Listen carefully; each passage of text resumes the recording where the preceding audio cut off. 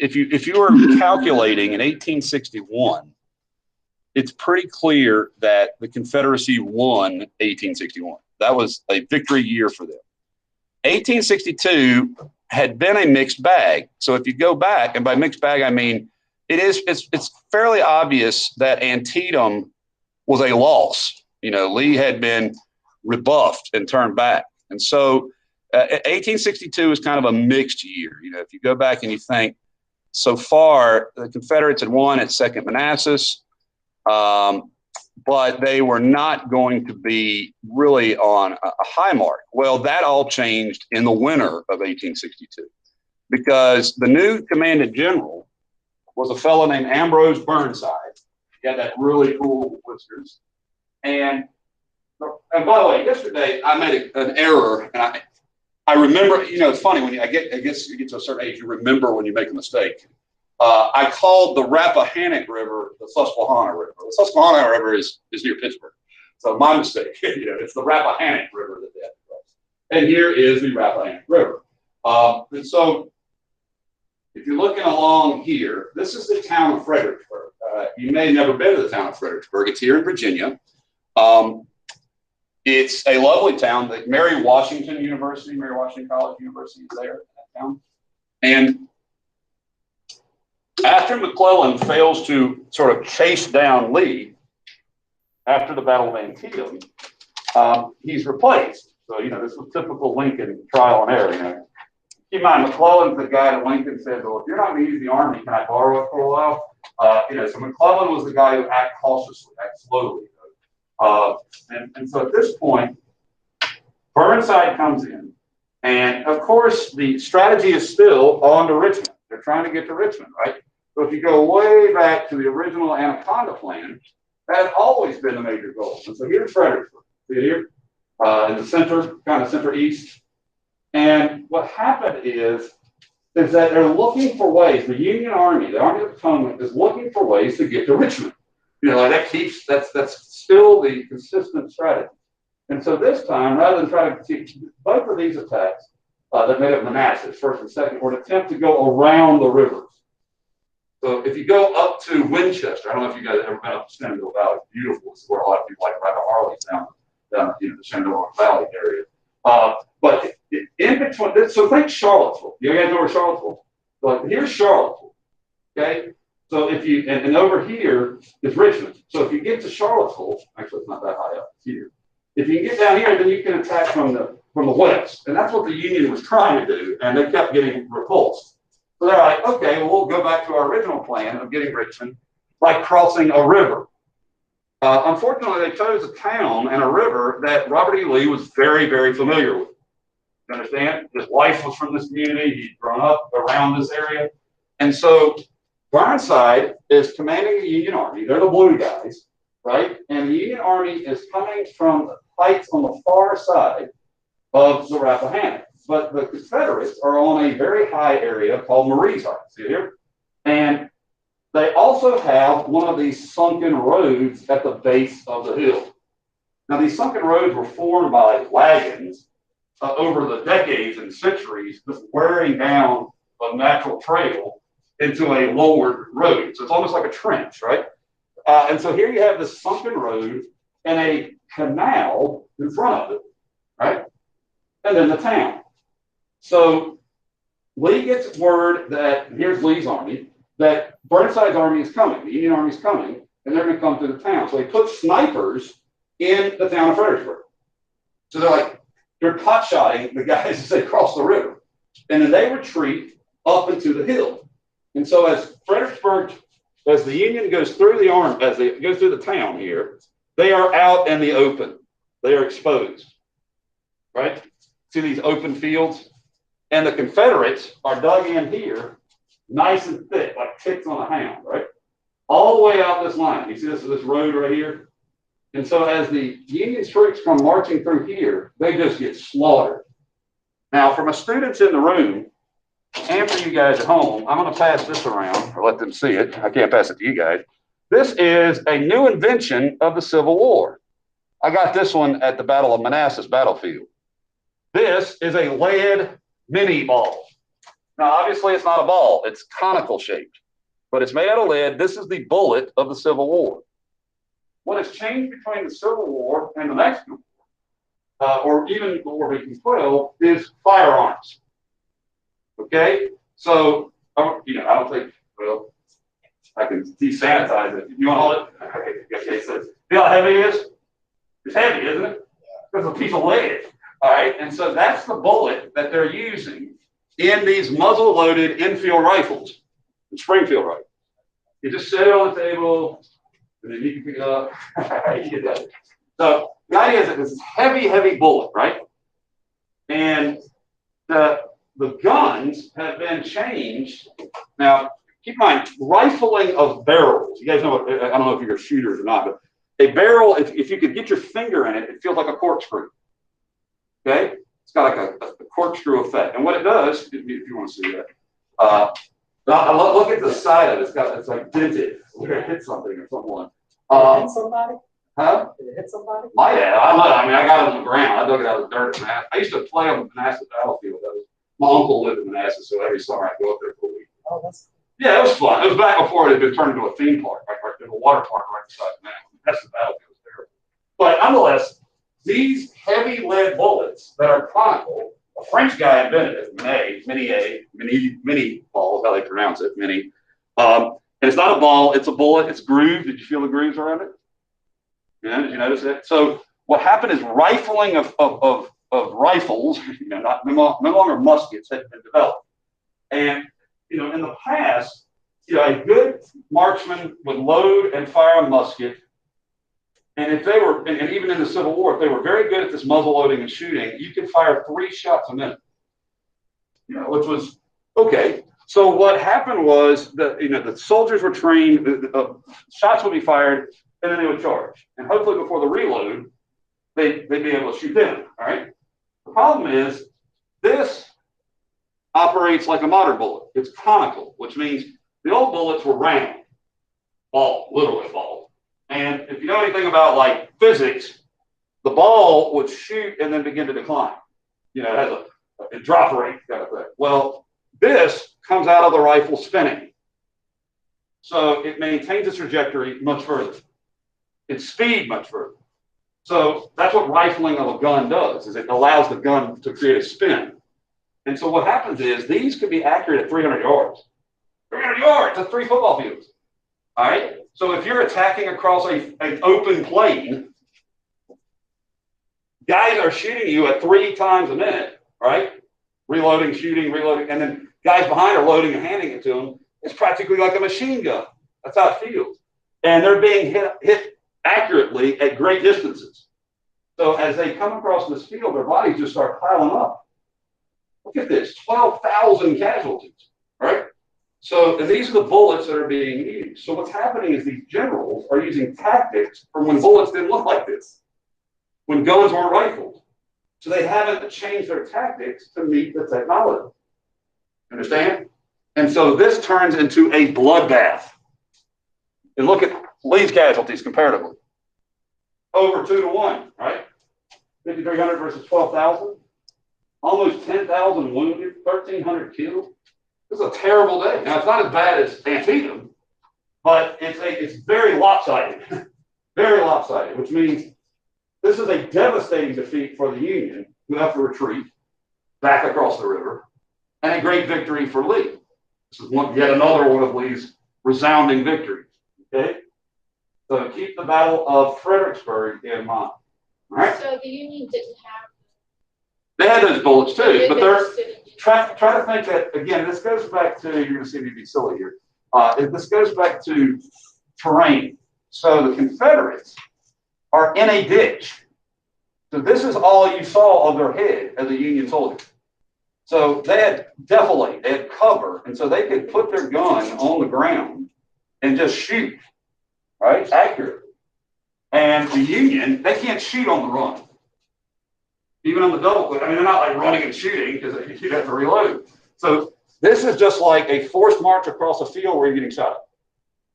And plus, you see up here, McLaw's division, this is artillery, cannons, and other guns, and they're just bombarding these people, So Antietam it's Burnside's going to get fired, as you can imagine. Right? So You know, the Union pretty much just wasn't adjusting to like the new technology. that's right. Their tactics.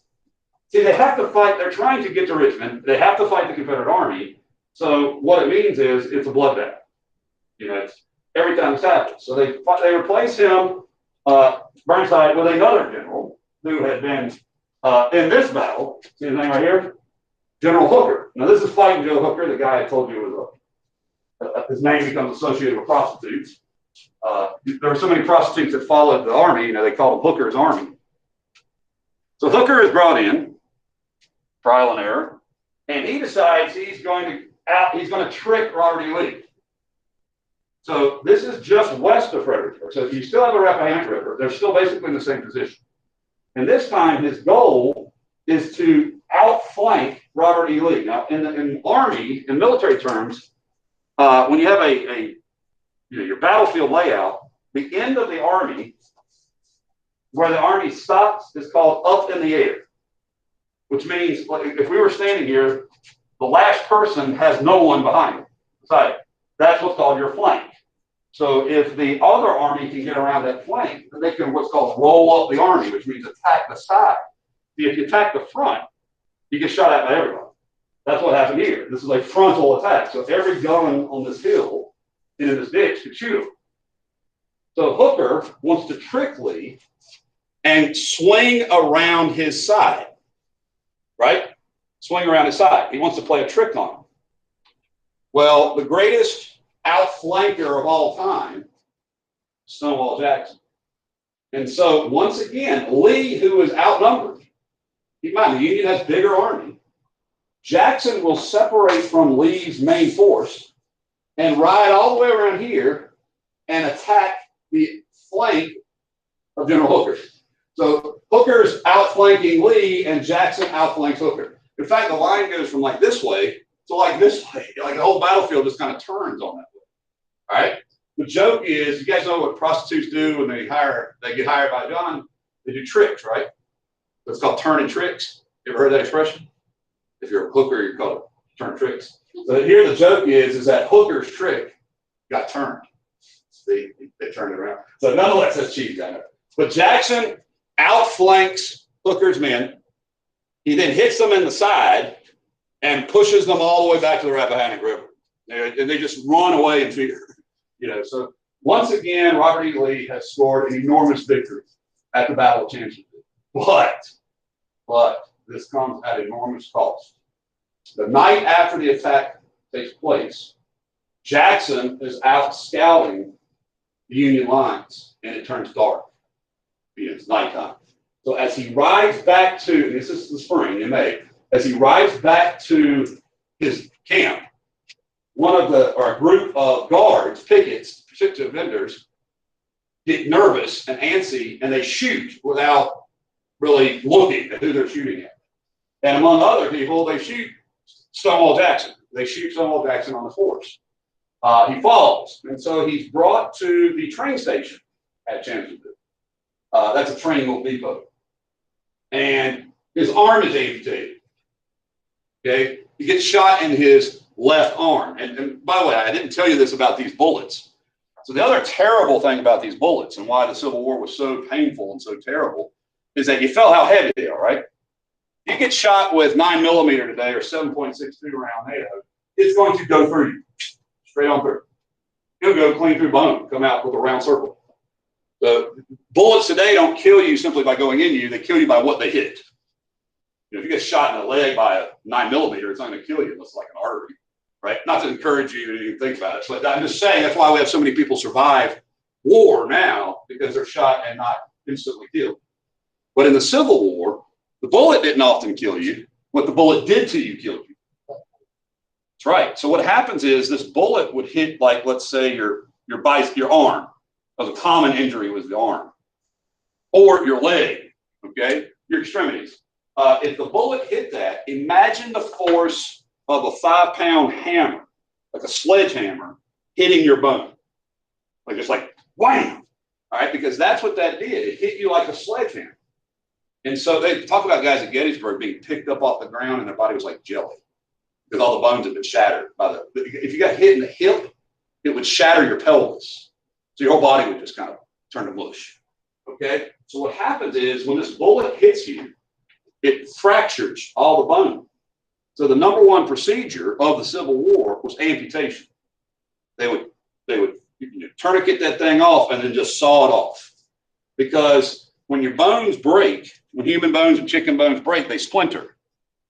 And what that splintering does is it kills the cells all around that wound, and they start to rot. And then that rot becomes blood poison, gangrene. So you have to cut it off. So they're going to amputate Jackson's left arm. When Lee finds out and writes to me, he says, "You have lost your left arm, but I have lost my right." And that, of course, is the role of Jackson as his key lieutenant, as chief general. So Jackson is brought here to rest. His arm is buried here. Today, you can go to the tomb of Stonewall Jackson's arm. All right, we're some serious Civil War buffs in Virginia, right? Like, we have a grave to Jackson's arm. He's buried at VMI, but nonetheless, he's his arm is here, and you can see it. So it's in a field just west of Chancellorsville, the arm of Stonewall Jackson. But he was always a sort of bizarre character anyway. I love Jackson's biography. He was a Presbyterian, so he believed in Calvinism. You guys know Calvinism, right? So he believed that there was a time when God picks that you're going to die. So he was utterly fearless. He's like, if I get killed in battle, well, today was the day. Today I was picked. So he didn't, like, when he rode in battle on a horse, he didn't get down and hide. He just rode around like bullets whizzing by him and stuff like that. It's totally brave. But again, he wasn't afraid of dying. But he had some weird, like, sort of behaviors in terms of his health traits. He would suck on lemons for health. Something he learned in the Mexican War. He was a terrible college student, by the way, or military school student. He taught at VMI, taught physics and chemistry, physics and math, but mainly for artillery purposes. And if a student would raise their hand or ask a question, he would just start his lecture over again, like from the beginning. So rather than like address that particular question, it's like he had a recorded lecture in his head, and that was it. We know he recorded it, so to speak, because his wife tells the story of going up to Jackson's study. He was in the room talking, and she went in and looked what he was doing, and he was facing the wall reciting his lecture from memory, like memorizing. So that was his style of teaching. He would ride around with an arm up in the air so that the blood on one side of his body would balance out with the other. It's sort of peculiar. Well, anyway, his doctor recommends cold compresses on his body, keep down fever. You understand, like wet, cold towels.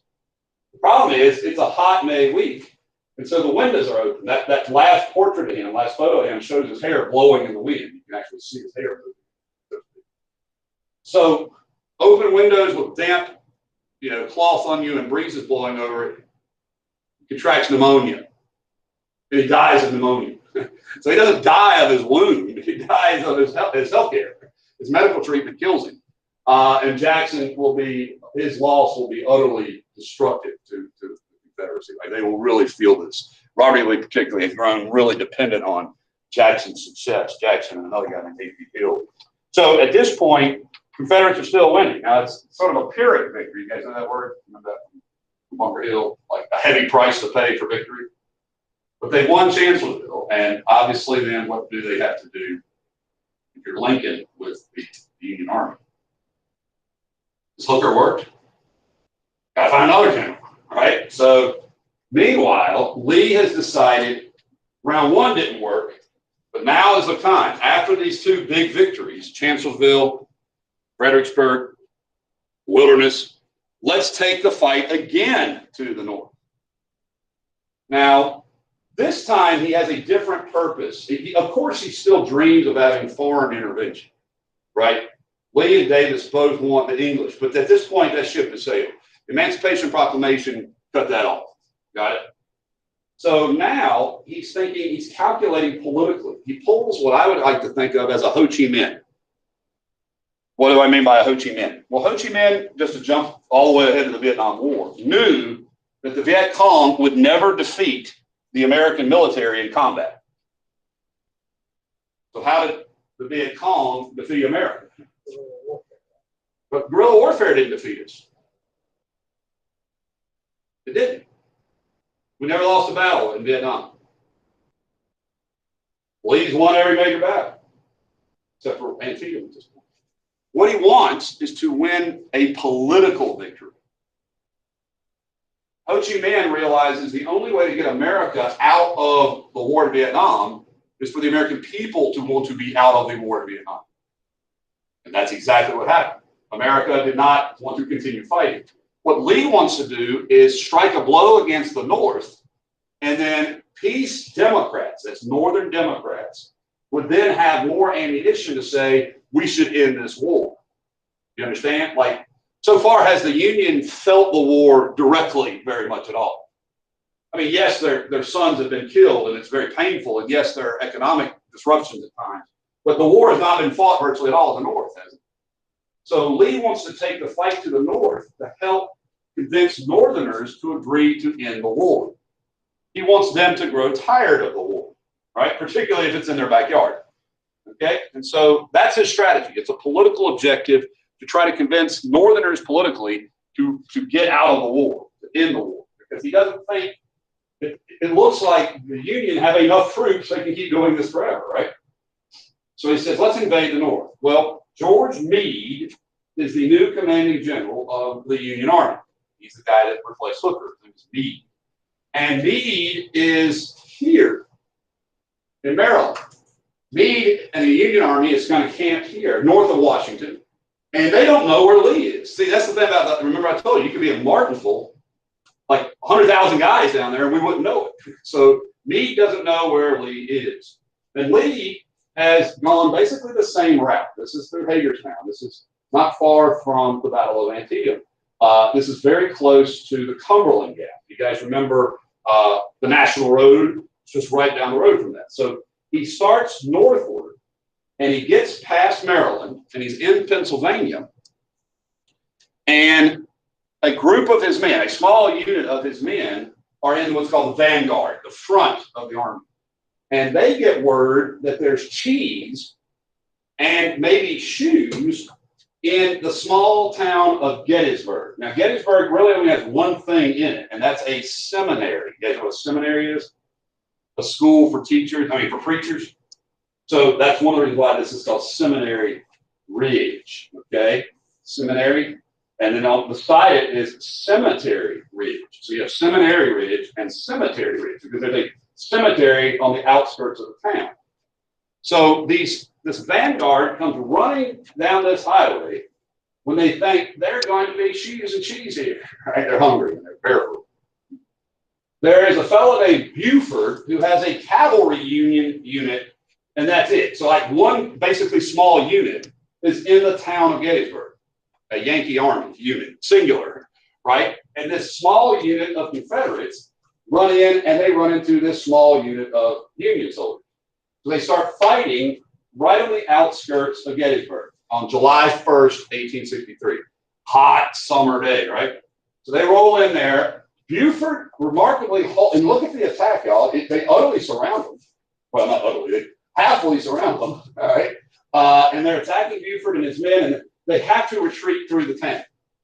But by that point, riders have gotten word to Meade that the Confederates are in Pennsylvania. They're not in Virginia anymore. They're running around Pennsylvania. So Meade sends some of his troops up. They start pouring in from the South. This is one of the rare battles in the Civil War where the Confederates attacked from the North.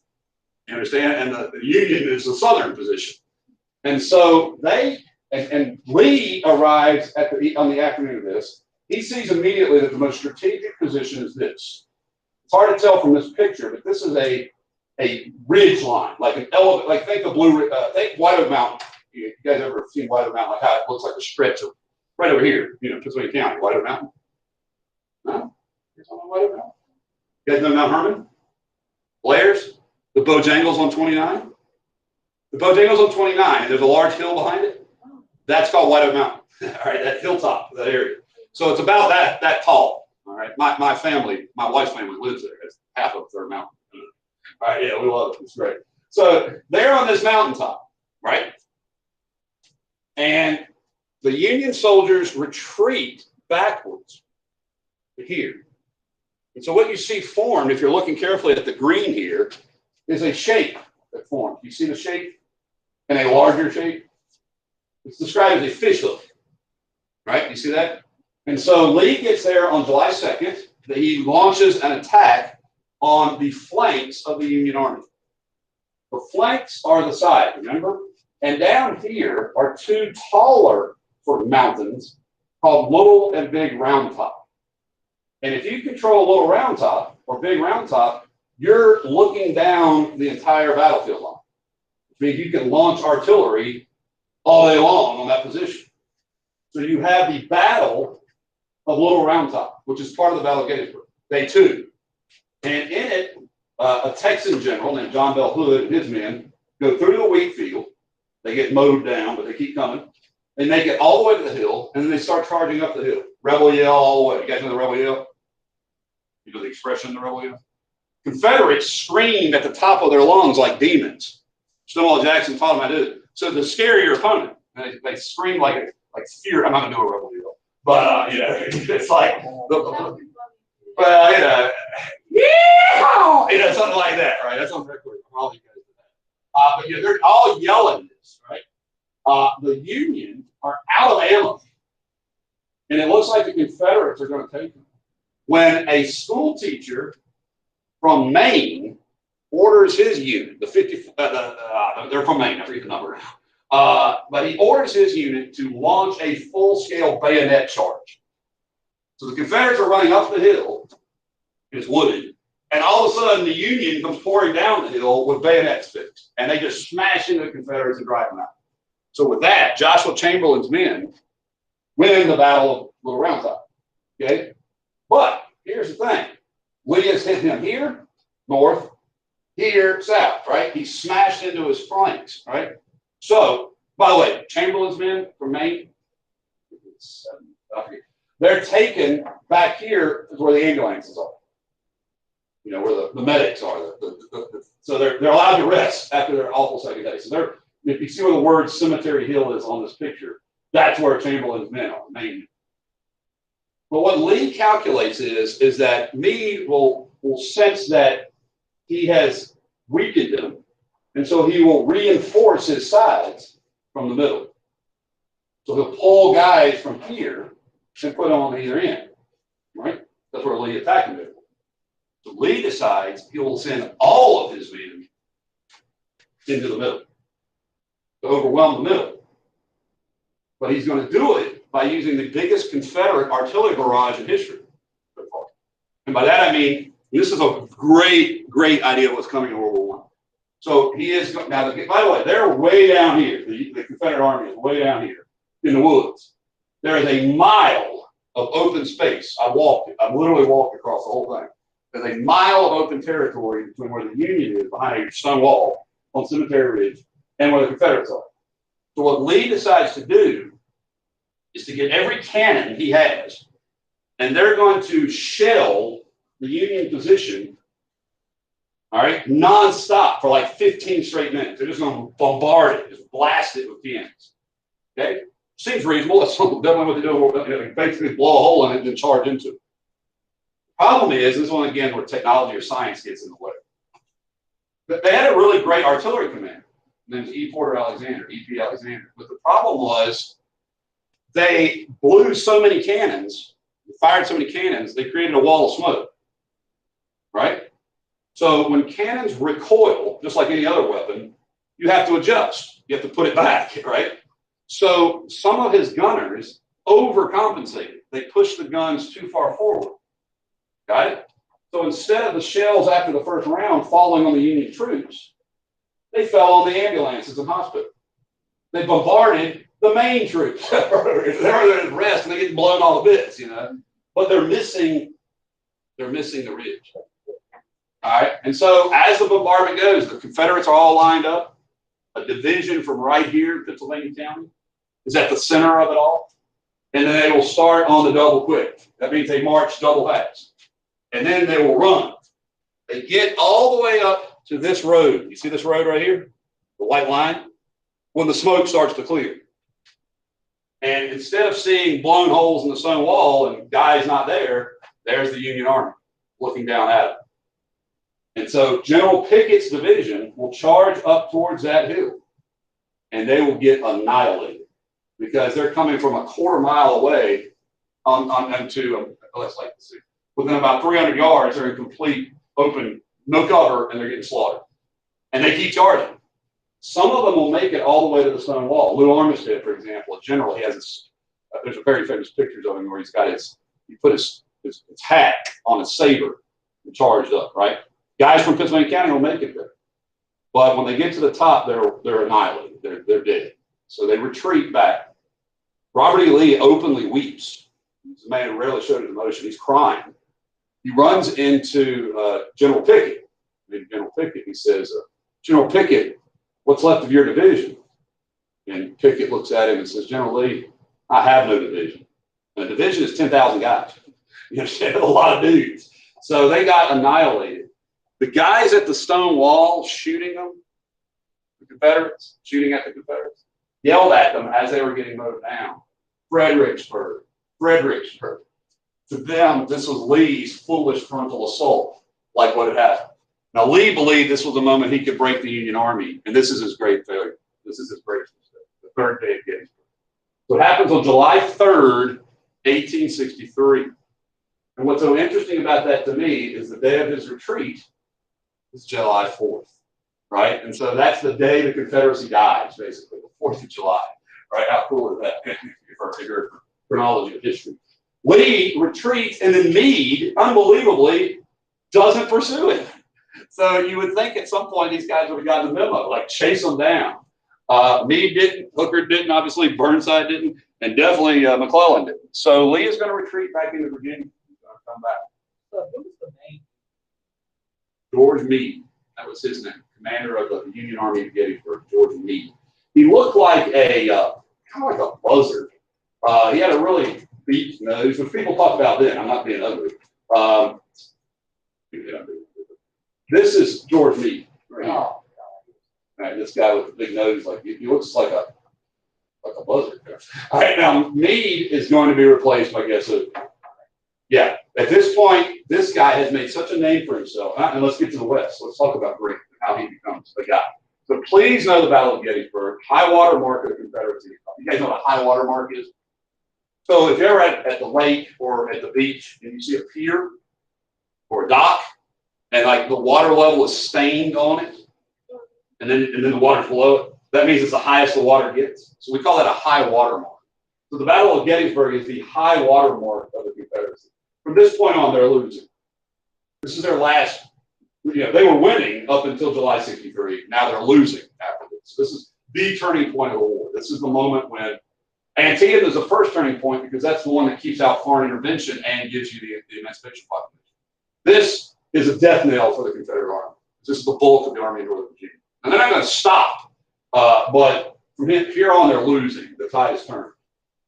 Here you can see Meade had outnumbered Lee, but Lee cannot afford these kind of casualties. You understand? Lee cannot lose 28,000 people. He loses this battle anyway with between slices. And so there's no, by the way, the men who retreat back to the field, back to the woods where Lee is, say, send us up again, General. So in no way does Lee's star diminish as a result of this loss. The critics of the battle will blame it on General Longstreet as the reason they lost. And they said if Jackson had been there, they wouldn't have lost this battle. But, nonetheless, they don't blame Lee for the Confederate apologies. Now, I think, besides the obvious loss of life, the most significant outcome of the Battle of Gettysburg, and the fact that it's the Civil War turning, is an event that takes place later that fall. So that fall in November, there is an event to commemorate the end of the battle. They're going to put a statue up and a monument and commemorate this event. A pastor is the keynote speaker, a preacher. But asked to come to give some words was Abraham Lincoln. So the president is also asked to come and talk. And the preacher comes up and he drones on for hours. Can y'all see that? The red doesn't look good on that, does it? Should we go with white? Just, Well, I can't do anything about the size. Lighter blue, lighter blue. Excuse me. Let's try.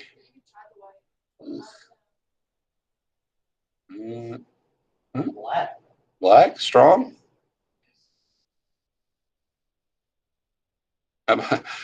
It's that shading purple. I can't get any of these to look good. I can read that. Can y'all? Nah. Yeah, the red was better.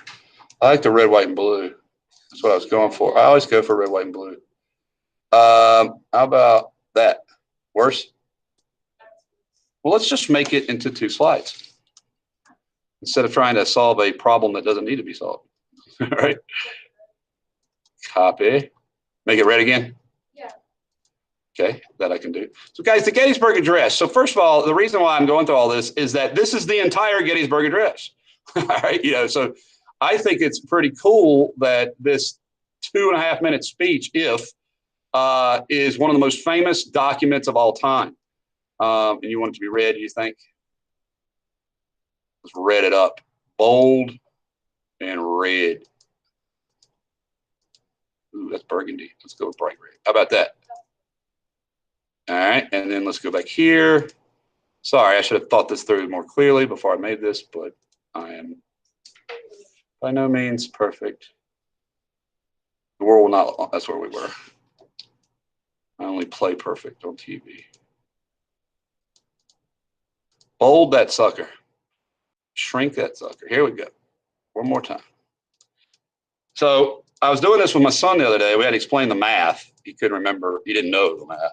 So Lincoln comes up and he says, 407 years ago, our fathers brought forth upon this continent a new nation. So it starts with 87 years ago.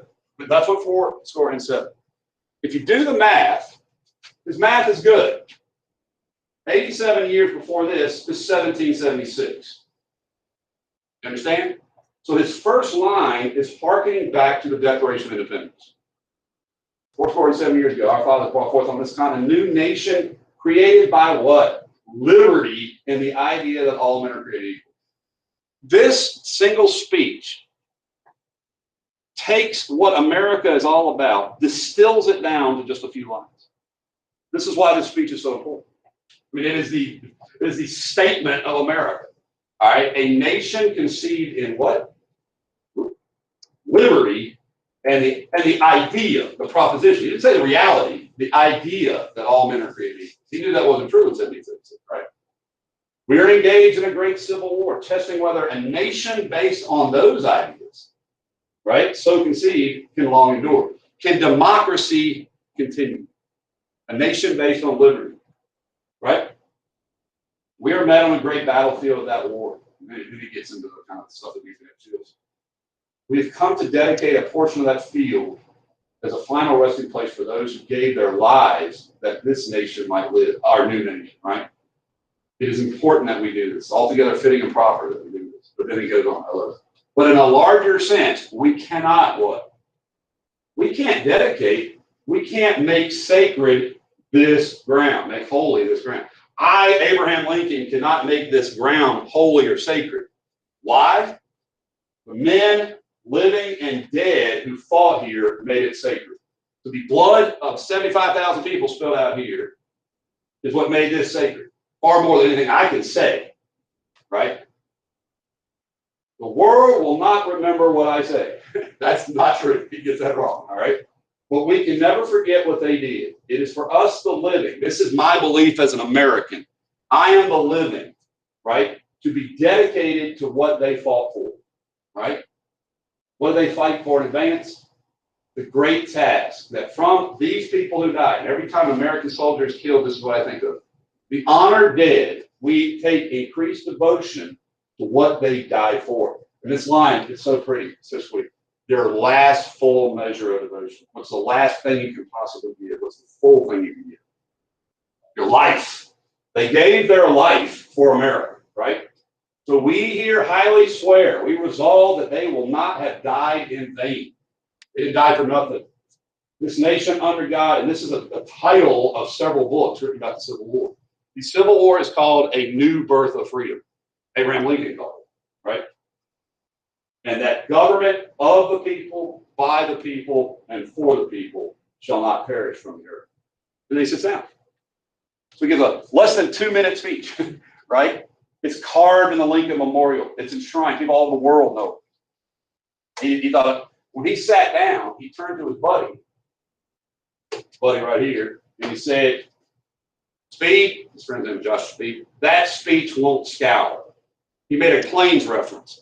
Out in the Great Plains, when you bought a plow, you wanted it to have a little roughness so that it could break up the soil.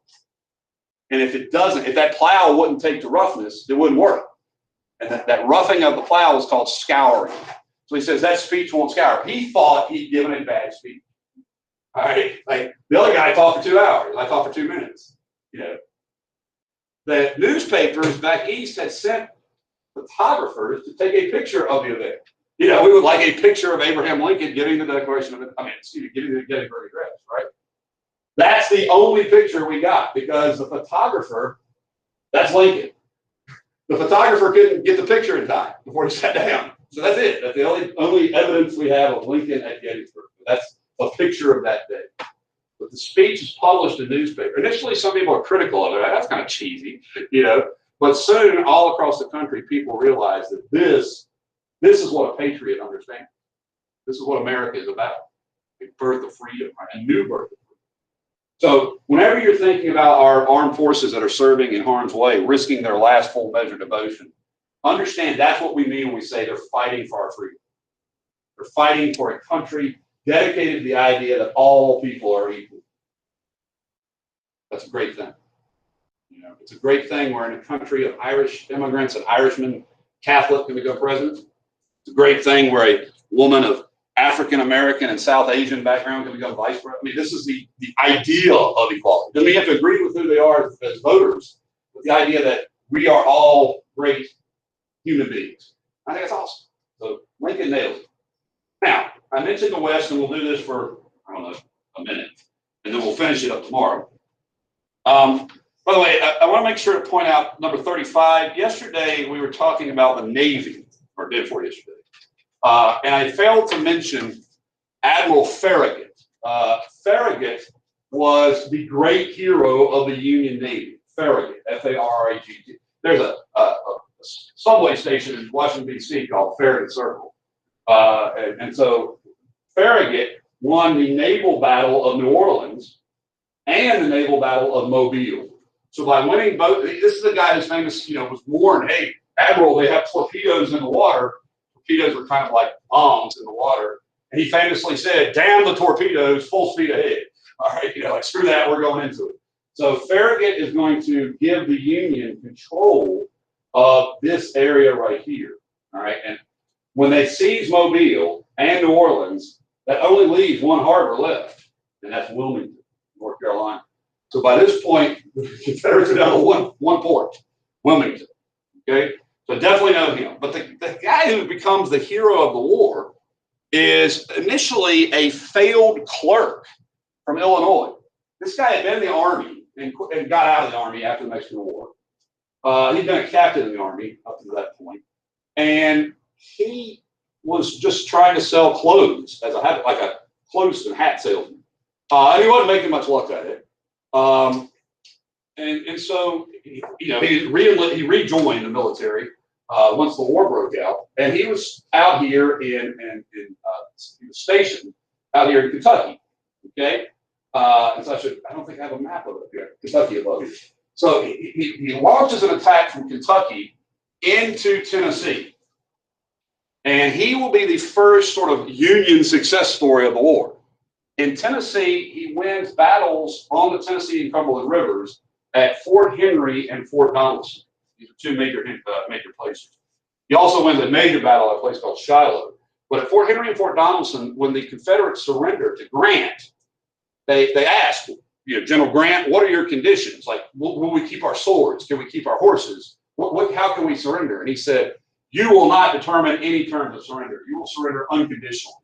And so he becomes nicknamed Unconditional Surrender Grant, U.S. Grant. Now, his name is Ulysses Grant. Actually, his name is Hiram Ulysses Grant, but he went by Ulysses Grant from the Mexican War on. But U.S. Grant, as he's called, Ulysses Simpson Grant, now is unconditional surrender. And so he becomes a big hero.